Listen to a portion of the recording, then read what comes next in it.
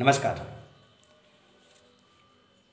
एक बार फिर से आज अपना चौथा टॉपिक है सिंपल इंडाइजेशन यानी कि साधारण अपच। यानी कि ये क्या होती है कि जब पशु नॉन रूमिनेट व रूमिनेट पशुओं के आमाशय के चारों भाग शून्यता या शक्तिहीन हो जाते हैं तथा पशु चारा पानी करना बंद कर देता है, चरना बंद कर देता है तथा जुगाली करना बंद कर देता है। पशु के धीरे धीरे कब्जी होने लग जाती है और रूमन की मूवमेंट या रूमन गति करना बंद कर देता है। तो ऐसी कंडीशन को साधारण अपच कहते हैं यानी कि सिंपल इंडाइजेशन। जब ये कंडीशन आ जाती है तो उस कंडीशन में साधारण अपच कहलाती है। यानी कि पशु जो डेली रूटीन टाइप में जो चारा पानी चल रहा है वो बंद कर देता है, या जिस हिसाब से जो पशु की रूमन की मूवमेंट है वो कंटिन्यू चल रही है वो नहीं होकर कम हो जाती है या बंद हो जाती है, या पशु के कब्जी होने लग जाती है। ऐसी कंडीशन जब पनप जाती है तो उस कंडीशन में सिंपल इंडाइजेशन कहलाता है। तो ये थे सिंपल इंडाइजेशन। इसका कुछ अन्य नाम भी है, यानी कि इसको दूसरे नाम से भी जाना जाता है, जैसे मंद अग्नि यानी कि डिस्पेजिया हो जाता है, या डिस्पेजिया इसका दूसरा नाम है। ये है सिंपल इंडाइजेशन के बारे में कुछ जानकारी। अब अपन सिंपल इंडाइजेशन के बारे में किस कारणों से हुआ है, जैसे किन कारणों की वजह से, जैसे पहले कारण हुए थे उसी कारणों की वजह से सिंपल इंडाइजेशन किन कारणों से होता है उन कारणों पर अपन थोड़ा नज़र डालते हैं। तो ईटियोलॉजी कुछ इस प्रकार से है, जैसे पशु को घटिया क्वालिटी का चारा देना, यानी कि सड़ा गला या बदबूदार चारा जो कई दिनों से पड़ा हो, ऐसे चारों का सेवन करवाना, ऐसे चारा डालने से पशु में सिंपल इंडाइजेशन होता है। तथा दूसरा कारण ये है कि जो पशु को चारा दे रहे हैं अपन उसमें सारी क्वांटिटी है यानी कि प्रोटीन, यूरिया, इनकी मात्रा अगर अधिक हो जाती है तब भी सिंपल इंडाइजेशन हो जाता है। तथा अधिक मात्रा में कभी कभी क्या होता है कि नॉर्मल चारा देते हैं या नॉर्मल दाना देते हैं तो सिंपल नॉर्मली कंडीशन में पशु थोड़ा बहुत दाना खा लेता है, लेकिन उसको अधिक क्वांटिटी में अगर दाना देते हैं तब भी सिंपल इंडाइजेशन हो जाती है। यानी कि पशु को जिस क्वांटिटी या जिस क्वालिटी का चारा दे रहे हैं वो कितनी क्वांटिटी में है, नॉर्मल क्वांटिटी या सामान्य क्वांटिटी या जो है उस वहाँ तक अच्छा है, उससे अगर ज़्यादा हो जाती है तब भी सिंपल इंडाइजेशन हो जाता है। और पशु को कभी कभी क्या है कि तुरंत जो अपन दाना पानी या चारे में एकदम बदलाव करते हैं उससे भी सिंपल इंडाइजेशन। तो पशु को बिल्कुल समय समय पे धीरे धीरे कम करना चाहिए, ना कि एक पशु के चारे में एकदम जल्दी से बदलाव नहीं करना चाहिए। इसकी वजह से भी अपच हो जाती है। और दूसरा है कि पशु को तुरंत कसरत करने के बाद में या दौड़ भाग करवाने के बाद में तुरंत गर्म या ठंडा पानी नहीं पिलाना चाहिए। यानी कि पशु को अगर कसरत करके आ रहा है तो उसके बाद में थोड़ी देर रुकने के बाद में उसका temperature normal temperature body temperature पर आने के बाद में ही उसको ठंडा पानी या जो पानी पिला रहे हैं पिलाना चाहिए। तुरंत पिलाने से अपच हो जाती है। या ठंडा मौसम या ठंडे जगह पे तुरंत नहीं ले जाना, जैसे गर्म जगह में है तो पशु को एकदम से उस इन्वायरमेंट चेंज करके ठंडे वातावरण में नहीं ले जाना, उससे भी अपच हो जाती है। और पशु को कभी कभी चराते या खाते पीते तो पशु का सही चारा होना चाहिए, ना कि पशु जब बाहर चर रहा हो या जो पालतू पशु है उसको अपन खेतों में वगैरह चरने देते हैं तो उसमें चप्पल, जूते, कपड़े ऐसे खाने की वजह से भी अपच हो जाती है। तो इन कुछ चीज़ों की ध्यान रखना चाहिए, उन्हीं कारणों की वजह से ये होती है। दूसरा एक और कारण है जो नॉर्मली ये बहुत कम देखने को मिलता है, लेकिन पशु की कभी कभी दांतों में खराबी होने की वजह से भी, उन दांतों का अस्थायी होना, दांतों के गिर जाने की वजह से भी अपच हो जाती है। ये बहुत कम चांस में मिलता है, लेकिन इन्हीं का एक मुख्य कारण भी है। तो मतलब दांतों में खराबी होने की वजह से भी पशु में अपच हो जाती है। और आगे हम बात करते हैं कारणों में, तो कुछ कारण इस प्रकार से हैं, जैसे पशु के पेट में किसी बाहरी परजीवी यानी पैरासाइट आने की वजह से भी अपच हो जाती है। यानी कि पशु की बॉडी जब तक सही है उसमें कुछ प्रॉब्लम नहीं होगी, लेकिन जो बाहरी परजीवी है जो उन्हें पैरासाइट बोलते हैं, वो पैरासाइट अगर बॉडी के अंदर चले गए तो उसकी वजह से भी अपच पनप जाती है। तो ये खास तौर से मुख्यतः ध्यान देने योग्य बात है कि पशु की डिवर्मिंग होना अति आवश्यक है। तो टाइम पर डिवर्मिंग करवाना बहुत ज़्यादा जरूरी होती है। अगर डिवर्मिंग नहीं हो तो परजीवी पनप जाते हैं। तो ये भी था एक कारण, यानी पशु के अंत्य परजीवी चले जाने की वजह से भी अपच हो जाती है। और इन्हीं कारणों के साथ आगे के कारण में बात करते हैं कि जब परजीवी तो हो जाते हैं तो उसमें अपन क्या करते हैं, कभी कभी बॉडी में अपन कंटिन्यू सल्फा ड्रग्स या कोई एंटीबायोटिक्स का अपन लगातार यूज करते हैं, तो उससे क्या होता है कि पशु में जो पेट की अम्लीयता है वो कम होने लग जाती है या बढ़ने लग जाती है। इनमें क्या अम्लीयता में गड़बड़ हो जाती है, जिससे उसका क्या है, जो रूमन का पीएच है उसमें गड़बड़ी आती है या रूमन का पीएच बदल जाता है, जिससे रूमिनेंट पशुओं की जो रूमन की मूवमेंट है यानी रूमन की गति है वो कम हो जाती है। यानी कि जो अपन एंटीबायोटिक्स लगा रहे हैं या इनको लगातार लगा रहे हैं तो उससे क्या है कि बॉडी का जो रूमन है, रूमन की पीएच बदल जाती है। तो पीएच बदलने की वजह से रूमन की मूवमेंट बिल्कुल कम हो जाती है या बदल जाती है या बंद होने लग जाती है। तो इस कंडीशन की वजह से साधारण अपच नामक की रोग या प्रॉब्लम हो जाती है। तो अपने को ये भी खास तौर से ध्यान रखना चाहिए कि कोई भी एंटीबायोटिक्स हो तो उसको कंटिन्यूटी लगातार लंबे समय तक नहीं देना चाहिए। जहाँ तक उपयुक्त है, उपयुक्त आ रही है, उपयोग हो रहा है या जब तक ज़रूरत है तभी तक एंटीबायोटिक का यूज करना चाहिए। कंटिन्यू एंटीबायोटिक का यूज करेंगे तो उसका रूमन की पीएच बदल जाती है, जिससे सिंपल इंडाइजेशन हो जाता है। तो ये एक मोस्ट इम्पोर्टेंट टॉपिक है जिसमें पॉइंट है जिसमें अपने को ध्यान देने की बात है कि लगातार एंटीबायोटिक का यूज ज़्यादातर 3 दिन के ज़्यादा अपने को एंटीबायोटिक का यूज नहीं करना चाहिए, जिससे हैबिचुअल भी हो जाता है पशु। कभी कभी इन एंटीबायोटिक्स का हैबिट पड़ जाती है पशुओं की, उनकी देने की ही आदी हो जाता है। तो ऐसी कंडीशन की अपन को नहीं करनी चाहिए।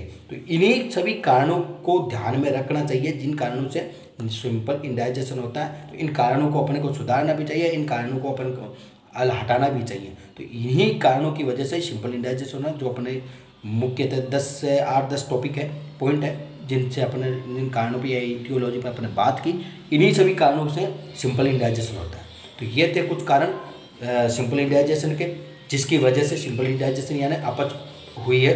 तो इन कारणों को अब दूर करना है तो उसके लिए अपने को देखना चाहिए, उसके लक्षण या सिम्टम देखने पड़ेंगे।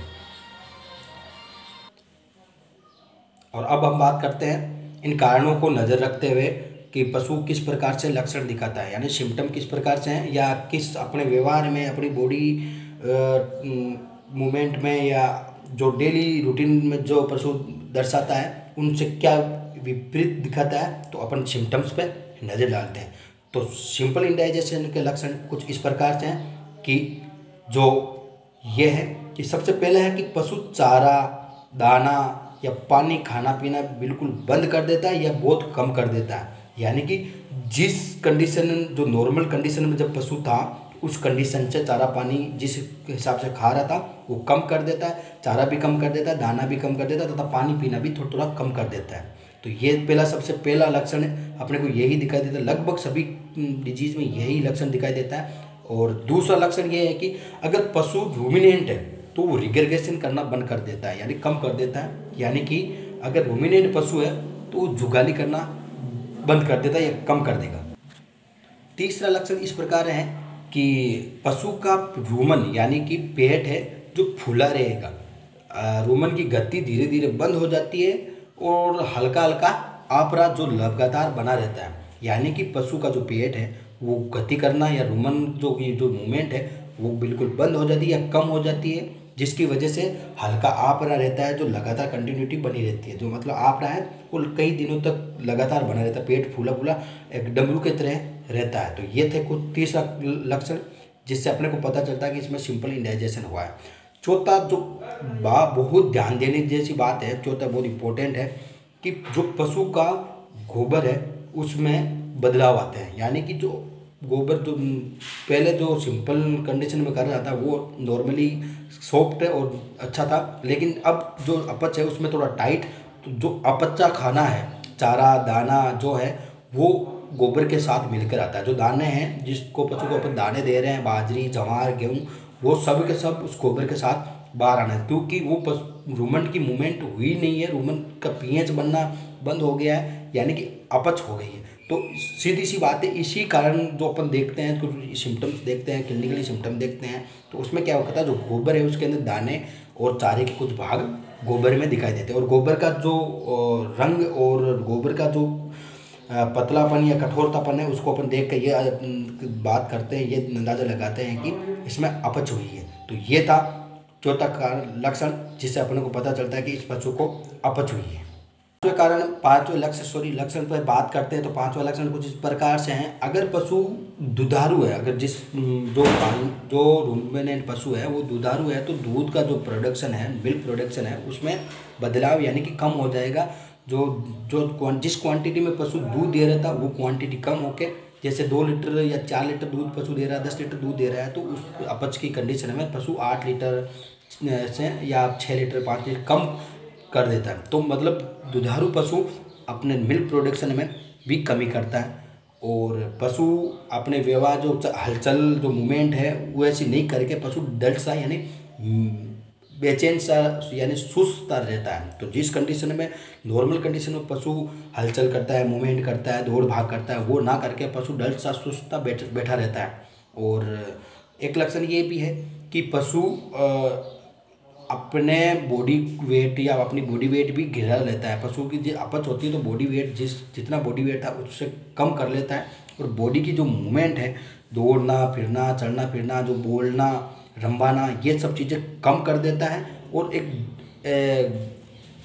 बेजान सा पशु बन के बैठा रहता है। तो ये थे कुछ लक्षण जो अपन को ये दर्शाता है कि इस पशु को अपच यानी सिंपल इंडाइजेशन रोग हुआ है। तो ये कारण और लक्षण पे अपन ने कुछ नज़र डाले, यानी कि जिन कारणों की वजह से पशु में सिंपल इंडाइजेशन हुई है, तो उनके लक्षण कुछ इस प्रकार से थे, यानी कि चारा पानी दाना खाना बिल पानी कम कर देता है, रूमन की मूवमेंट कम हो जाती है, पशु डल या सुस्त सा महसूस करता है या डल सा रहता है, पशु के गोबर में बदलाव आता है, पशु का गोबर टाइट हो जाता है, या गोबर में अपचा हुआ आधा पचा हुआ चारा आता है जिससे टाइट हो जाता है, पशु की पीएच कम होने लग जाती है, तथा पशु के रूमन की मूवमेंट बिल्कुल कम हो जाती है, जिसकी वजह से हल्का हल्का आपरा लगातार बना रहता है। तो ये थे कुछ लक्षण, और मिल्क प्रोडक्शन में भी कमी आती है। तो ये कुछ सिम्टम्स थे जिससे अपने को ये पता चलता है कि इस पशु में सिंपल इंडाइजेशन यानी कि अपच है। तो अब इन अपच को अपने को क्या करना पड़ेगा कि इन्हीं सब लक्षण और कारणों को अपन ध्यान रखते हुए इसका डायग्नोसिस करेंगे पशु का, कि डायग्नोसिस में अपने को क्या मिलता है। तो डायग्नोसिस अब किस प्रकार से करते हैं, तो अपने को डायग्नोसिस कुछ इस प्रकार से करते हैं, जैसे कि तो अब अपन डायग्नोसिस करते हैं। तो डायग्नोसिस की परिस्थिति या डायग्नोसिस की जो प्रोसेस है वो जिस प्रकार से है, जैसे अपने पहले भी अपन बात करते आए हैं कि प्रोसेस किस हिसाब से चलाती है डायग्नोसिस की। तो डायग्नोसिस की सबसे पहली प्राथमिकता तो यही होती है कि हिस्ट्री लेना है पशु को। पशुपालक से अपनी ये हिस्ट्री लेते हैं कि इसको क्या खिलाया, कब खिलाया, कैसे खिलाया, पशु का पहले गोबर कैसा कर रहा था या अब कैसा कर रहा है, पशु के मूवमेंट कैसे थे, अब मूवमेंट कैसे हैं। तो इन्हीं सब हिस्ट्री के आधार पर। दूसरा है कारणों व लक्षणों के आधार पर भी डायग्नोसिस करते हैं। तथा तीसरा है पशु की जो रूमन की आमाशय की पीएच है उसमें बदलाव। तो ये सबसे मोस्ट इम्पोर्टेंट डायग्नोसिस में लेते हैं कि पशु की पीएच में भी बदलाव। तथा सबसे मोस्ट ध्यान देने वाली बात यह है कि पशु के पेशाब में कीटोन बॉडीज का उपस्थित होना, यानी कि बाकी सब कंडीशन में कीटोन बॉडीज का कहीं भी जिक्र नहीं हुआ था कि पशु के पेशाब में बदलाव आया था, लेकिन पशु के कीटोन बॉडीज का अपने अभी तक 4 टॉपिकों में नहीं बात की थी। तो ये कुछ सिंपल इंडाइजेशन में ऐसा है कि ये चीज़ें हैं कि रूमन एक तो आमाशय की पीएच बदल जाती है, तथा दूसरा जो ये है कि पशु के जो यूरिन है उसमें कीटोन बॉडीज का उपस्थित होना, ये दर्शाता है कि पशु के बॉडी के अंदर सिंपल इंडाइजेशन यानी कि साधारण अपच हुई है। तो ये थे डायग्नोसिस करने की प्रक्रिया। इन्हीं के डायग्नोसिस के हिसाब से अपन को अब पशु का उपचार करना है, और सही तरीके से पशु को उपचार करने के बाद में उसको किस हिसाब से सावधानियां रखनी है या जो बताना है वो अपन बात करेंगे। तो ये थे कुछ डायग्नोसिस के प्रोसेस। अब अपन उपचार के बारे में बात करेंगे। अब हम बात करेंगे सिंपल इंडाइजेशन के ट्रीटमेंट यानी उपचार के बारे में। तो उपचार कुछ इस प्रकार से है। अगर पशु को सिंपल इंडाइजेशन हुई है तो पशु को उसके सबसे बेस्ट बात है वो ये है कि पशु के आहार में अपने को बदलाव करना है। धीरे धीरे बदलाव करके इसकी बदलाव करने की वजह से पशु स्वतः ही 3-4 दिनों में ठीक हो जाएगा। और अगर अपने को दूसरी बात ये ध्यान देना है कि अगर पीएच अपन बढ़ी है तो उस पीएच को भी अपने सामान्य अवस्था में लाना है। तो अगर आमाशय की पीएच अत्यधिक क्षारीय है तो उसमें 10% अपन को एसिटिक एसिड डाल के पानी के अंदर 1 लीटर पानी के अंदर मिला के उसको भी दिन में 2 बार पिलाना है। उससे उसका क्या है, जो क्षारीय है वो अपनी एक बेसिक कंडीशन में आ जाएगा। अगर पीएच ज़्यादा दाना देने से हुई है तो उसको अपने मेघ कार्ब को 200 ग्राम मेघ कार्ब को 30 ml पानी के अंदर मिला के दिन में 2 बार पिलाना है। उससे उसकी क्या पीएच है जो नॉर्मल कंडीशन में आ जाएगी। इसके भी नहीं हो या पशु ज़्यादा कंडीशन में ख़राब हो तो उसमें क्या है कि जहाँ जिस बूचड़ खाने में अगर पशु जो तुरंत मरा हो तो उसका जो रूमन का कड है वो 1 बोतल 2 लीटर पानी में मिला के उसको पिला देने से क्या है कि रूमन की जो पीएच है वो एक सामान्य अवस्था में आ जाती है। उसी के साथ में क्या है कि अगर पशु जुगाली कर रहा हो तो उसकी जुगाली, अगर तो स्वस्थ पशु है वो अगर जुगाली कर रहा है तो उसकी जुगाली का जो पानी है या जुगाली है उसको निकाल कर 2 लीटर पानी के अंदर मिला के पशु के आहार या किसी नली द्वारा उसको पिला देना चाहिए, जिसकी वजह से कि पशु की पीएच है जो नॉर्मल अवस्था में आ जाएगी। ये थे कुछ बेसिक जो अपन कर सकते हैं नॉर्मल कंडीशन में। अगर अपने को ये उपलब्ध हो जाए तो ये सब चीज़ें अपन कर सकते हैं जिससे रूमन की आमाशय की पीएच है वो नॉर्मल अवस्था में आ जाती है और पशु अपने आप ठीक हो जाता है। उसी के साथ में कुछ मेडिकल टर्म्स के या मेडिकल ट्रीटमेंट देते हैं, वो इस प्रकार से है कि स्टोमेचिक पाउडर आता है उसको भी पशु को पिलाते हैं। तो स्टोमेचिक पाउडर में क्या है कि मेग सल्फेट होता है जो 180 ग्राम होता है, उसी 180 ग्राम के साथ मैग्नीशियम सल्फेट और सोडा बाइकार्ब दोनों होते हैं। उसी के साथ में पल्व नक्स भूमिका तथा टेरिकल होता है। जो इन सब चीज़ों का मिश्रण से जो स्टोमेचिक पाउडर होता है उसको दिन में 2 बार 1 पाउच, दिन में 2 बार 6 पाउच होते हैं जिनको 1 पाउच दिन में 2 बार पिलाना अति आवश्यक है, जिससे उसके रूमन या जो मूवमेंट है वो अपनी अवस्था में आ जाएगा और पशु स्वतः धीरे धीरे ठीक हो जाएगा। आजकल मेडिकल पर क्या है कि रेडीमेड स्टोमेचिक पाउडर भी आते हैं या टेबलेट भी आती है जिसको भी देने से पशु ठीक हो जाता है। यानी कि क्या है कि पशु को अपन एक अवस्था है जो अपने बात की थी, यानी मेग सल्फेट, सोडा बाइकार्ब, नक्स भूमिका, इन सब जिंजर्स, इन सब चीज़ों से मिला के अपने को नक्स भूमिका यानी स्टोमेचिक पाउडर बनाते हैं। लेकिन आजकल क्या है कि मेडिकल्स पर ये स्टोमेचिक टेबलेट या स्टोमेचिक पाउडर बनाया आता है जो दे देते हैं। यानी कि बायोवेट या बायो बूस्ट जो अपन बेसिकली सभी ऐसी कंडीशन सिंपल इंडाइजेशन में बायो बूस्ट टेबलेट का ही यूज करते हैं। जो सामान्यतः क्या है गाँव में पशु चरना कम, खाना पीना कम कर देता है, अपन बायो बूस्ट टेबलेट का ही यूज करते हैं। यानी कि ये सीधी से बनी बनाई बायो बूस्ट टेबलेट है जिसको देने की स्टोमेचिक होती है, जो देने पर पशु सिंपल इंडाइजेशन से बाहर निकल सकता है। यानी कि जो बोलस है ये इस बोलस को बायो बूस्ट को 1 से 2 बोलस रोज़ 3 दिन तक अपने को देना चाहिए। यानी कि जो बायो बूस्ट टेबलेट है सुबह भूखे पेट पशु को 1 टेबलेट देना अति आवश्यक है। इस कंडीशन के अंदर इन चीज़ों को, इस टेबलेट को कंटिन्यू 3 दिन तक अपन को रिपीट करना है, जिससे अपने को ये अच्छे से इसका रिजल्ट मिलता है और बहुत अच्छी टेबलेट है जिससे सिंपल इंडाइजेशन जैसी कंडीशन दूर हो जाती है।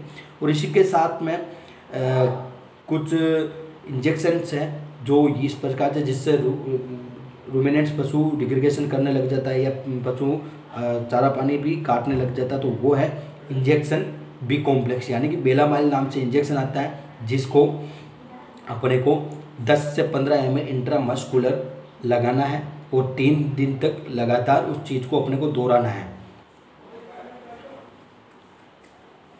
ये कुछ ट्रीटमेंट थे जो सिंपल इंडाइजेशन से पशु को बाहर निकालेंगे। और पशु एक चीज़ बताना चाहता हूँ कि अगर पशु को अपन बांटा दे रहे हैं या अपन बंटा वगैरह देते हैं तो उसके अंदर हमेशा 1 चम्मच यानी कि 30 ग्राम नमक होना अति आवश्यक है, चाहे वो सिंपल इंडाइजेशन की कंडीशन में हो या नहीं हो। अपन जब भी पशु को बांट दें शाम को, जब सुबह शाम, तो उसके अंदर 30 ग्राम नमक होना बहुत अति आवश्यक है। उससे क्या है कि जो मिनरल्स की कमी हो वो नमक लगभग पूर्ति कर देता है। तो ये भी अपने को ध्यान देने जैसी योग्य बात है। तो ये थे सिंपल इंडाइजेशन के बारे में, जिसमें अपन सिंपल इंडाइजेशन के बारे में जाना, उसके कारण के बारे में पता लगाया तथा कारण को देखते हुए उसके लक्षण भी देखे, लक्षण को देख के उसका डायग्नोसिस करके पशु का उपयुक्त उपचार किया। तो इन्हीं उपचार की वजह से पशु एकदम स्वस्थ हुआ। और ये था आज का अपना टॉपिक सिंपल इंडाइजेशन। नमस्कार, जय हिंद।